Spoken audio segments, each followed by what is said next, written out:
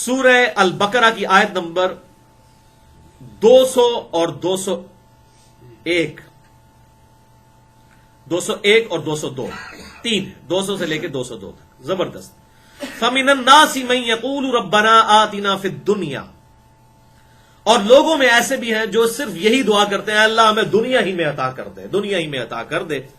وَمَا لَهُ فِي الْآخِرَةِ مِنْ خَلَاقٍ، تو ایسے لوگوں کے لیے آخرت میں کوئی حصہ نہیں ہے. وَلِعَاذُ بِاللَّهِ. وَمِنْهُمْ مَن يَقُولُ رَبَّنَا آتِنَا فِي الدُّنْيَا حَسَنَةً وَفِي الْآخِرَةِ حَسَنَةً وَقِنَا عَذَابَ النَّارِ، اور لوگوں میں ایسے لوگ بھی ہیں جو یوں دعا کرتے ہیں اے اللہ ہمیں اس دنیا میں بھی بھلائی عطا فرما اور آخرت میں بھی بھلائی عطا فرما. اولئک لہم نصیب مما کسبوا، ایسے لوگوں کو حصہ ملے گا ان کے ان اعمال کا جو انہوں نے کمائے ہوں گے. یعنی اعمال پھر بھی کرنے پڑیں گے، خالی دعا سے کام نہیں چلے گا. یہ دیکھ لیں، ساتھ ساتھ کلیئر کیا، خالی دعا میں نہیں کام چلنا. اولئک لہم نصیب مما کسبوا، جو انہوں نے کمایا ہے، جو اعمال کیے ہیں ان کا حصہ اللہ تعالیٰ ان کو دے گا. واللہ سریع الحساب، اور اللہ تعالیٰ جلد حساب لینے والا ہے. تو یہ ہمیں سکھا دیا گیا کہ مؤمن نے دعا کن الفاظ میں مانگنی ہے. کیا مانگنی ہے؟ ربنا آتنا فی الدنیا حسنہ وفی الآخرۃ حسنۃ وقنا عذاب النار. اس کانٹیکسٹ میں آپ کو 4 حدیثیں، اور چاروں ہی بخاری اور مسلم سے زبردست احادیث ہیں، ایمان تازہ کرنے والی. اور اس میں آپ کو یہ بھی کلیئر ہو جائے گا کہ یہ جو آیات ہیں اور یہ جو احادیث بخاری اور مسلم کی، یہ بھی جبریہ کا رد کرتی ہیں جو کہتے ہیں کہ جو کچھ تقدیر میں لکھا وہی ہونا ہے، ہم کچھ نہیں کر سکتے. ان کے رد میں ہے. بھائیوں مجھے بتاؤ، اگر یہی معاملہ ہو تو دعا کا تو کنسیپٹ ہی ختم ہو جائے گا. ہم جو اتنی لمبی لمبی دعائیں مانگتے ہیں، فرض نماز کے بعد 18 اذکار کرتے ہیں، صبح شام کے 26-27 اذکار کرتے ہیں، تو یہ ہم اللہ سے کیا مانگ رہے ہیں؟ اگر اس کا کوئی فائدہ نہیں ہونا، دعا کی قبولیت نہیں ہونی، اور جو تقدیر میں لکھا ہے وہی ہونا ہے، تو پھر دعا کا تو کنسیپٹ سرے سے ہی ختم ہو جائے گا. یعنی اسلام میں الدعاء هو العبادہ جو کہا گیا، جامعہ ترمذی میں صحیح حدیث ہے، دعا ہی تو عبادت ہے. اور قرآن پاک میں بار بار یہ بات ریپیٹ ہوئی، دعا مانگو، ادعونی استجب لکم، اے میرے بندے مجھ سے مانگ، میں دعا قبول کرنے والا ہوں. یہ سارا کنسیپٹ ختم ہو جائے گا اگر ہم جبریہ کو صحیح مان لیں، جو کہتے ہیں کہ جی جو اللہ نے مقدر کر دیا وہی ہونا ہے، انسان کوشش کوئی نہیں کر سکتا. نہیں، دعا کا کنسیپٹ اسلام میں ہے اور بڑا سٹرونگ کنسیپٹ ہے. آج اس میں گفتگو کا ٹائم نہیں. مسئلہ نمبر 82 ہے میرا، دعا کی اہمیت کے اوپر، سنت اذکار کے اوپر، اسماء اعظم کیا ہے، دعا کی قبولیت کے لیے کون سے اسماء آپ صلی اللہ علیہ وسلم نے تعلیم فرمائے ہیں. جسے شوق ہو تو وہ مسئلہ نمبر 82 دیکھ سکتا ہے. یہاں پر میں 4 احادیث اس کانٹیکسٹ میں بیان کر دیتا ہوں. پہلی حدیث صحیح بخاری اور صحیح مسلم کی متفق علیہ حدیث ہے. بخاری میں 6399، مسلم میں 6840.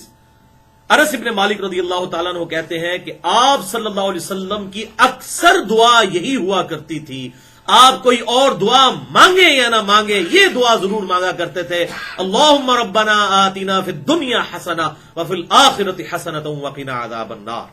تشہد میں بھی اینڈ پہ اور فرض نماز کے بعد بھی ہم نے اذکار والے کارڈ میں یہ ڈالی ہوئی ہے دعا. تو آپ صلی اللہ علیہ وسلم اللہم بھی ساتھ لگا لیتے تھے.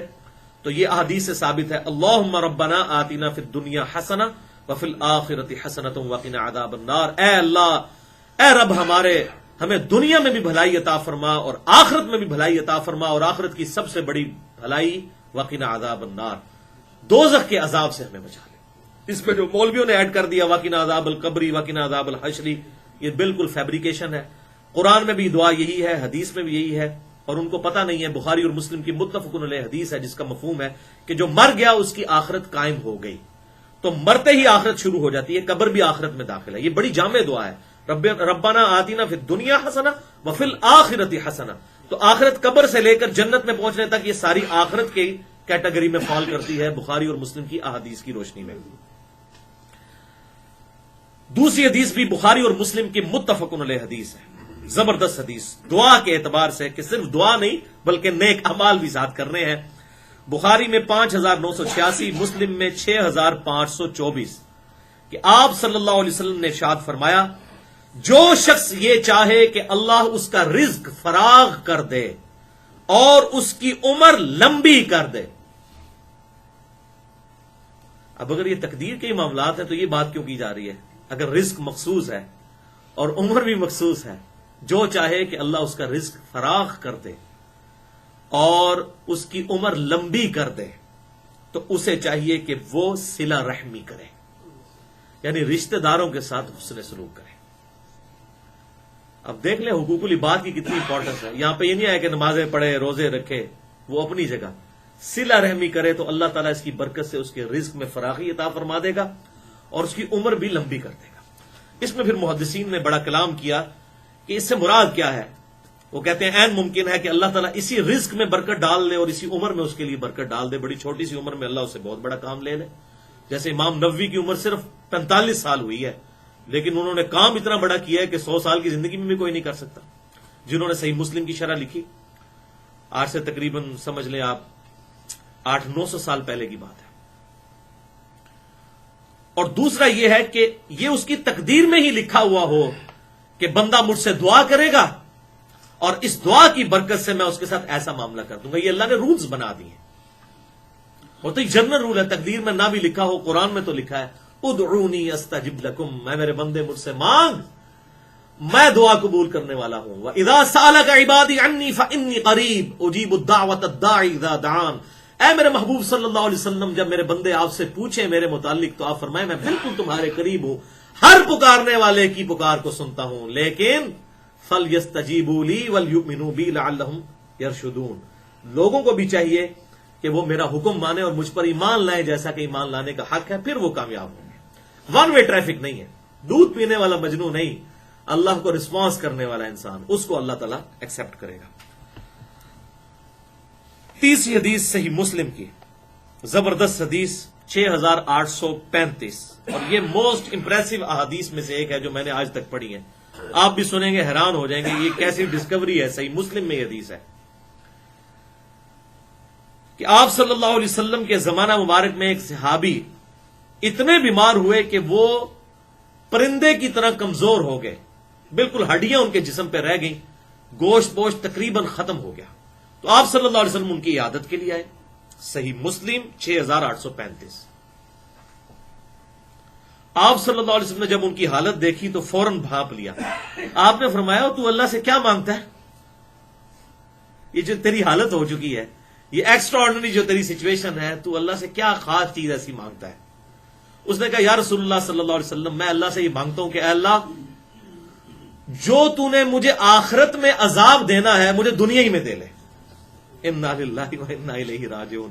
حضور صلی اللہ علیہ وسلم، میں سبحان اللہ، اللہ پاک ہے، اور یہ تو کیسی دعا کر رہا ہے؟ کیا تو طاقت رکھتا ہے اس کے عذاب کو برداشت کرنے کی؟ تیرے میں ہمت ہے؟ اور تجھے تو چاہیے تھا کہ تو دعا کرتا ربنا آتنا فی الدنیا حسنہ وفی الآخرۃ حسنۃ وقنا عذاب النار۔ اے اللہ مجھے اس دنیا میں بھلائی عطا فرما اور آخرت میں بھی۔ اللہ کے خزانوں میں وہ کمی ہے۔ تو پھر اس نے یہ دعا مانگی تو اللہ تعالیٰ نے اسے بالکل صحت یاب کر دیا، اس کی صحت لوٹ آئی۔ تو یہ بھی دعا کی ایک برکت ہے کہ انسان اپنے اوپر خود تقدیر کو غالب کروا لیتا ہے جب انسان حرکتیں اس طرح کی کرتا ہے۔ اور اس حدیث کے اندر ان فنیٹکس صوفیاء کا بھی رد ہے جو بالکل دنیا چھوڑ بیٹھتے ہیں اور وہ سمجھتے ہیں آخرت کمانے کے لیے آپ کو دنیا کو 3 طلاقیں دینی پڑیں گی، تو ان کا بھی رد آ گیا۔ آپ صلی اللہ علیہ وسلم نے کیا تعلیم فرمایا کہ دنیا میں بھی اللہ سے بھلائی مانگو اور آخرت میں بھی، فنیٹکس نہ بنو۔ زبردست حدیث۔ اچھا، ایک حدیث ہے جامعہ ترمذی میں انٹرنیشنل نمبرنگ کے مطابق 2139 کہ دعا سے تقدیر بدل جاتی ہے، لیکن یہ حدیث اصول محدثین پر ضعیف ہے۔ اس ٹاپک پہ کوئی صحیح حدیث موجود نہیں ہے کہ دعا سے تقدیر بدلتی ہے، لیکن جتنی یہ میں احادیث بتا رہا ہوں یہ دعا کے اس حوالے سے اس کو سپورٹ ضرور کرتی ہے کہ انسان پہ آنے والی تکالیف دعا کی برکت سے ٹل جاتی ہیں۔ اللہ تعالیٰ انسان کا ایمان بالخاتمہ، خاتمہ بالخیر فرماتا ہے۔ اللہم من احییتہ منا فاحیہ علی الاسلام، جو ہم دعا کرتے ہیں، ومن توفیتہ منا فتوفہ علی الایمان، اے اللہ ہمیں زندہ رکھنا تو اسلام پہ رکھنا اور موت دینا تو ایمان پر۔ تو دعا ہم کس لیے مانگتے ہیں؟ اور اس میں بھی آپ دیکھیں صلہ رحمی کرنے سے عمر کا بڑھ جانا اور رزق کا کشادہ ہو جانا، اور پھر اس صحابی کا بیمار کا دعا کی برکت سے ٹھیک ہو جانا، اور الٹی دعا کرنے کی وجہ سے بیمار ہو جانا، پھر آپ صلی اللہ علیہ وسلم کی طرف سے وظیفہ تعلیم فرمانے پر ٹھیک ہو جانا، یہ تمام چیزیں بتاتی ہیں کہ اللہ تبارک و تعالی دعاؤں کو قبول فرمانے والا ہے اور اس سے انسان کے حالات بدلتے ہیں۔ اب آخری حدیث اسی کانٹیکسٹ میں، چوتھی صحیح مسلم میں 7515، یہ بھی زبردست حدیث ہے۔ اور یہ خصوصاً وہ لوگ جو صاحب اولاد ہیں ان کے لیے بڑا لمحہ فکریہ ہے یہ والی حدیث کہ آپ صلی اللہ علیہ وسلم نے ارشاد فرمایا اپنی اولاد اور اپنے مال کے لیے بد دعا مت کرو. مال سے مراد آپ صرف مال و دولت نہ سمجھیں، اس سے مراد ہے انسان جو ابھی بھی پنجاب کے ہمارے کلچر میں مال مویشی کا لفظ بھی استعمال ہوتا ہے. ظاہر ہے اس وقت تو لوگوں کا اس کے اوپر ہی گزر بسر، آج بھی اکثریت کا اسی پہ ہی ہے. لوگوں نے اپنی بھینسیں گائے اور بکریاں رکھی ہوئی ہیں، تو بعض اوقات کوئی گائے نافرمان ہوتی ہے تو انسان اس کو بدوا دے دیتا ہے. جیسے کہ آپ صلی اللہ علیہ وسلم کے مبارک زمانے میں بھی آتا ہے ایک صحابی نے بھی اونٹ پہ لعنت کر دی تھی، تو آپ صلی اللہ علیہ وسلم نے اس پہ ناراضگی کا اظہار فرمایا. تو اپنے مال اور اپنی اولاد کو بد دعا مت دو. صحیح مسلم 7515. کہیں ایسا نہ ہو کہ تم کسی ایسی گھڑی میں دعا کر بیٹھو کہ جو اللہ کے ہاں مقبول گھڑی ہو اور وہ دعا قبول ہو جائے. تو یہ معاملہ نہیں کرنا چاہیے، بڑی احتیاط کرنی چاہیے، ہمیشہ اللہ تعالیٰ سے خیر مانگنی چاہیے. ربنا آتنا فی الدنیا حسنہ وفی الآخرۃ حسنۃ وقنا عذاب النار. اولاد کے لیے دعا تو سکھا دی، ربنا ھب لنا من ازواجنا وذریاتنا قرۃ اعین واجعلنا للمتقین اماما. اے اللہ ہماری اولاد اور ہماری بیویوں میں آنکھوں کی ٹھنڈک بنا اور ہمیں پرہیزگار لوگوں کا امام بنا. ہماری اولاد میں سب پرہیزگار لوگ ہوں.